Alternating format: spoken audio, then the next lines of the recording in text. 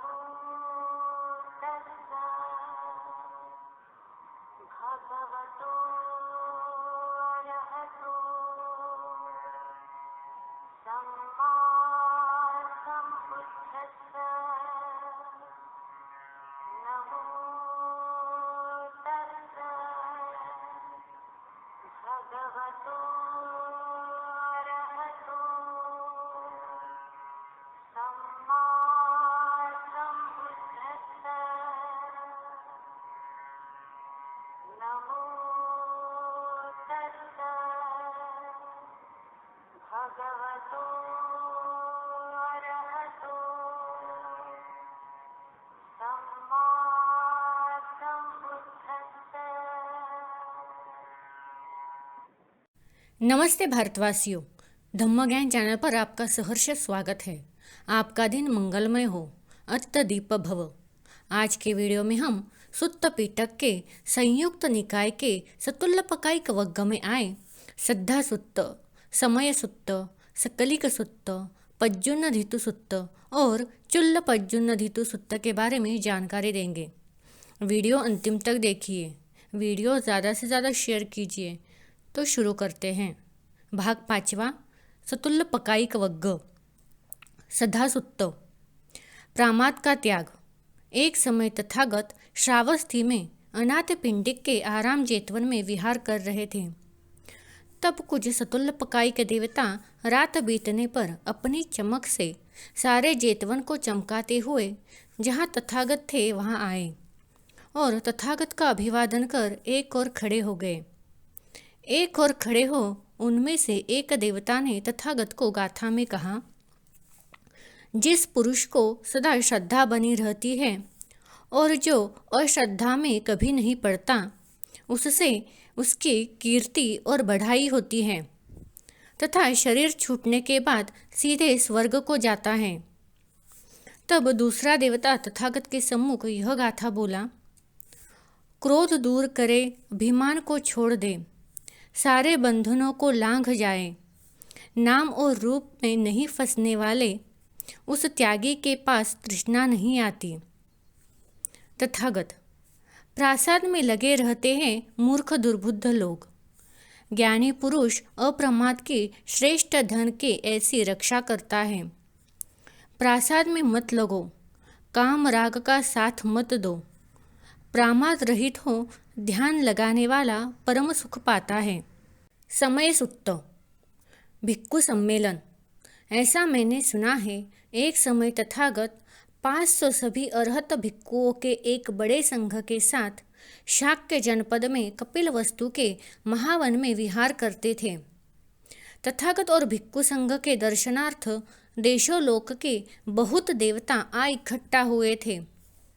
तब शुद्धवासी के 4 देवताओं के मन में यह हुआ, यह तथागत 500 सभी अरहत भिक्खुओं के एक बड़े संघ के साथ शाक्य जनपद में कपिलवस्तु के महावन में विहार करते थे। तथागत और भिक्खु संघ के दर्शनार्थ देशों लोक के बहुत देवता आ इकट्ठा हुए हैं, तो हम लोग भी चले जहाँ तथागत विराजते हैं। चलकर तथागत के पास एक एक गाथा कहे। तब वह देवता जहाँ तथागत थे वहाँ गए और तथागत को प्रणाम कर एक और खड़े हो गए। एक और खड़े हो एक देवता ने तथागत के सम्मुख यह गाथा बोला, वनखंड में बड़ी सभा लगी है, देवता लोग आकर इकट्ठा हुए हैं। इस धम्म सभा में हम लोग भी आए हैं, पराजित भिक्खु संघ के दर्शनार्थ। तब दूसरा देवता तथागत के सम्मुख यह गाथा बोला, उन भिक्खुओं ने समाधि लगा ली, अपने चित्त को पूरा एकाग्र कर लिया। सारथी के जैसे लगाम को पकड़ वे ज्ञानी इंद्रियों को वश में रखते हैं। तब दूसरा देवता तथागत के सम्मुख यह गाथा बोला, राग द्वेष मोह के आवरण तथा दृढ़ बंधन को नष्ट कर वे स्थिर चित्त वाले शुद्ध और निर्मल मार्ग पर चलते हैं, होशियार सिखाए गए तरुण नाग जैसे। तब दूसरा देवता तथागत के सम्मुख यह गाथा बोला, जो पुरुष बुद्धि के शरण में आ गए हैं वे दुर्गति में नहीं पड़ सकते। मनुष्य शरीर छोड़ने के बाद देवलोक में उत्पन्न होते हैं। सकलिक सुत्त, तथागत के पैर में पीड़ा, देवताओं का आगमन। ऐसा मैंने सुना है, एक समय तथागत राजगृह के मध्यकुक्षी नामक मृगदाओं में विहार करते थे। उस समय तथागत का पैर एक पत्थर के टुकड़े से कुछ कट गया था। तथागत को बड़ी वेदना हो रही थी। शरीर की वेदना दुखद, तीव्र, कठोर, परेशान कर देने वाली। तथागत स्थिर चित्त से स्मृतिमान और संप्रज्ञ हो उसे सह रहे थे। तब तथागत संघाटे को चौपात कर बिछावा, दाहिनी करवट, सिंह शैया लगा कुछ हटाते हुए पैर पर पैर रखकर स्मृतिमान और संप्रज्ञ हो लेट गए। तब 700 सतुल्यपकाय के देवता रात बीतने पर अपनी चमक से सारे मध्यकुक्षी को चमकाते हुए जहाँ तथागत थे वहाँ आए और तथागत का अभिवादन कर एक और खड़े हो गए। एक और खड़े हो वह देवता तथागत के पास उदान के यह शब्द कहे, अरे श्रमण गौतम नाग हैं। वे अपने नाग बल से युक्त हो शारीरिक वेदना, दुखद, तीव्र, कठोर को स्थिर चित्त से स्मृतिमान और संप्रज्ञ हो सह रहे हैं। तब दूसरे देवता ने तथागत के पास उदान के यह शब्द कहे, अरे श्रमण सिंह के समान है। अपने सिंह बल से युक्त हो शारीरिक वेदना, दुखद, तीव्र, कठोर को स्मृतिमान और संप्रज्ञ हो स्थिर चित्त से सह रहे हैं। तब दूसरा देवता ने तथागत के पास उदान के यह शब्द कहे, अरे श्रमण गौतम अजानीय है, अपने अज्ञानीय बल से स्थिर चित्त से सह रहे हैं। तब दूसरे देवता ने तथागत के पास उदान के यह शब्द कहे, अरे गौतम श्रमण बेजोड़ है, अपने बेजोड़ बल से स्थिर चित्त से सह रहे हैं। तब दूसरे देवता ने तथागत के पास उदान के यह शब्द कहे, अरे श्रमण गौतम बड़े भारी भारवाहक हैं, स्थिर चित्त से सह रहे हैं। तब दूसरे देवता ने तथागत के पास उदान के यह शब्द कहे, अरे श्रमण गौतम बड़े दांत हैं, स्थिर चित्त से सह रहे हैं।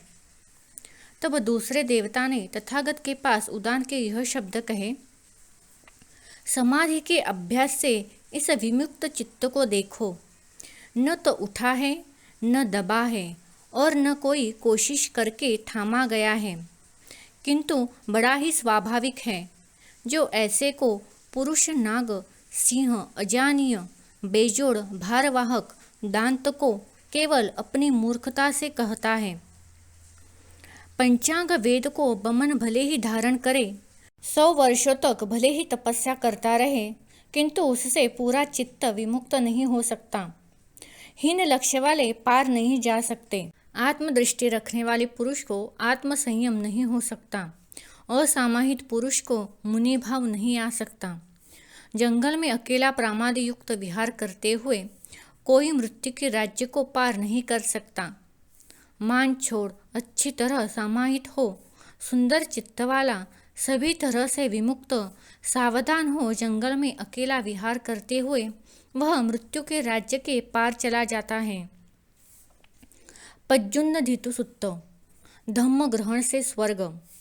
ऐसा मैंने सुना है, एक समय तथागत वैशाली में महावन की कुटीरशाला में विहार करते थे। तब प्रद्युम्न की बेटी कोकणदा रात बीतने पर अपनी चमक से सारे महावन को चमकाते हुए जहाँ तथागत थे वहाँ आई। तथागत का अभिवादन कर एक और खड़ी हो गई। एक और खड़ी वह देवता कोकणदा प्रद्युम्न की बेटी तथागत के सम्मुख यह गाथा बोली, वैशाली के वन में विहार करते हुए सर्वश्रेष्ठ बुद्ध तथागत को मैं कोकणदा प्रणाम करती हूँ। कोकणदा प्रद्युम्न की बेटी, मैंने पहले धम्म के विषय में सुना ही था, जिसको सर्वज्ञ बुद्ध ने साक्षात किया है। आज मैं उसे साक्षात जान रही हूँ। मुनि सुगत से उपदेश किया गया, जो कोई इस आर्य धम्म को मूर्ख निंदा करते फिरते हैं वे घोर रौरव नरक में पड़ते हैं, चिरकाल तक दुखों का अनुभव करते हैं और जो इस आर्य धम्म में धीरता और शांति के साथ आते हैं वे मनुष्य शरीर को छोड़कर देवलोक में उत्पन्न होते हैं। चुल्ल पज्जुन्न धीतु सुत्त, बुद्ध धम्म का सार। ऐसा मैंने सुना है, एक समय तथागत वैशाली में महावन की कुटीगारशाला में विहार करते थे। तब छोटी कोकणदा प्रद्युम्न की बेटी रात बीतने पर अपनी चमक से सारे महावन को चमकाती हुई जहाँ तथागत थे वहाँ आई और तथागत का अभिवादन कर एक और खड़ी हो गई। एक और खड़ी वह छोटी कोकणदा प्रद्युम्न की बेटी तथागत के सम्मुख यह गाथा बोली, यहाँ मैं आई हूँ बिजली की चमक जैसी कांति वाली कोकणदा प्रद्युम्न की बेटी, बुद्ध और धम्म को नमस्कार करती हूँ। मैंने यह अर्थवती गाथा कही, यद्यपि अनेक ढंग से मैं कह सकती हूँ ऐसे महान धम्म के विषय में, तथापि संक्षेप में उसके सार को कहती हूँ। जहाँ तक मेरी बुद्धि की योग्यता है, सारे संसार में कुछ भी पाप न करे, शरीर वचन या मन से। कामों को छोड़ स्मृतिमान और संप्रज्ञ, अनर्थ करने वाले दुखों को मत बढ़ावे। यहाँ सतुल्यपकायिक वर्ग समाप्त होता है। तो आज के लिए बस इतना ही। अगले वीडियो में हम संयुक्त निकाय के जलता वर्ग में आए हुए आदित्य सुत्त, किद्दंद सुत्त, अन्न सुत्त, एकमूल सुत्त, अनोम नाम सुत्त, अक्षरा सुत्त, वनरोप सुत्त, इंदही सुत्त, अच्छेर सुत्त और घटिकार सुत्त के बारे में जानकारी देंगे। अगर आपको यह वीडियो अच्छा लगा तो धम्म ज्ञान चैनल को सब्सक्राइब, लाइक, शेयर, कमेंट करना मत भूलिए। साथ ही बेल के आइकन पर क्लिक करें ताकि अगला वीडियो सबसे पहले आपके पास पहुंच जाएगा। धन्यवाद। Keep supporting.